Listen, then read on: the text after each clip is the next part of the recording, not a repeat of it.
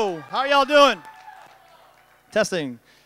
Hey, my name is Travis Blythe, AKA Blythe Dog, and I'm talking to you tonight about how to motorcycle America, the how-to guide. There we go, we're started. So as I said, the how-to guide on how to motorcycle America. I want to let you know before we get started, most of my motorcycling posse is in the house tonight, and if you don't like what I'm about to say, watch out, because my mom is really mean. She's got tattoos of scissors and says, I like to cut. Anyway, speaking of that, here is my mom, and without her, Miss Linda, we would not be here tonight, along with my dad, Donald. Together, they created the Blythe Dog. Now, I bet you're wondering, who is this guy, and what gives him the right to talk about this? Well, let me tell you what, I've been riding motorcycles since I was 14 years old. I've traveled all over the country on my motorcycle, and this year marks the 25th year that I've been doing this. Do not add them together. My mom will get mad. Remember, she's mean and very protective of me. All right, so you guys are looking at this slide. What did you just see? You just saw me ride over 31,000 miles, not including Texas. In 28 states, 4 different motorcycles were used, and 2 different countries. Yes, I went to Canada. So, what is involved with motorcycling America? You're probably saying, wow, it seems pretty easy, right? Well, no, sir. You have to plan. You have to do vehicle maintenance. And, of course, you have to know what to take with you. Because if you don't know, you can get in trouble out there. First of all, they called me the road captain for one simple reason, because I overplan.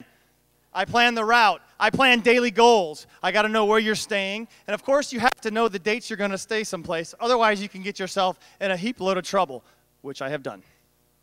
The route. When planning your route, what do you use? Number 1, we use maps. Number 2, books. I really like Weird Texas because you can find stuff like the biggest ball of twine in the most oddball places.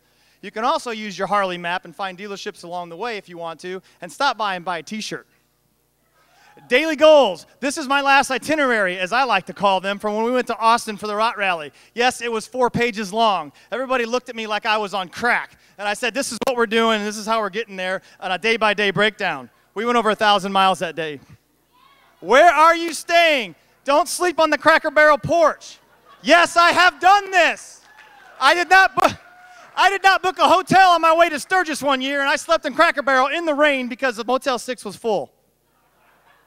Save your dates. Double check your destination and make sure when you're going on vacation that you know where you're going. The funniest thing I've ever seen in my life is when we do go to Sturgis and all these old people in motorhomes are showing up for their family vacation to see Mount Rushmore, only to see 1 million motorcycles riding around. Vehicle maintenance. Now, this is very important, as some of my posse can tell you. You need to check your fluids, your oil, brake, filters, battery, and tires. As you can see, Eric lost a tire. He ended up in the back of a pickup truck while the rest of us were doing this. And banjos were playing because he was with this guy, oh my Lord, who was drinking margaritas out of a thermos. But anyway, what do you take with you? You take clothes, you take tools, extras, and what I call accessories. And I'm not meaning shoes, ladies, although I do match my boots to my paint job.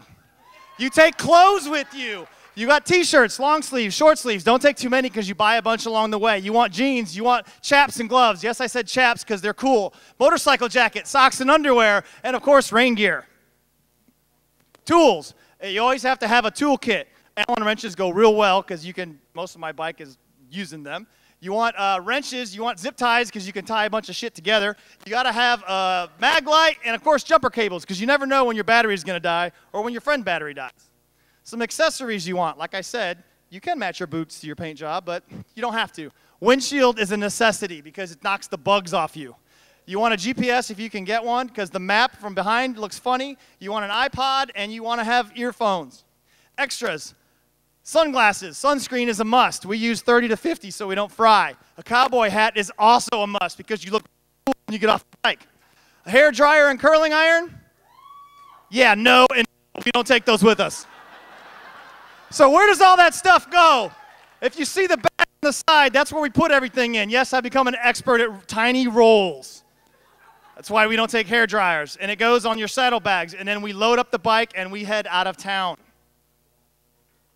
End results. You see cool stuff like we did in Texas. I've seen the Falkenstein Castle, Cadillac Ranch in Amarillo, Stonehenge 2, Hamilton Pool Lake, and the Enchanted Rock.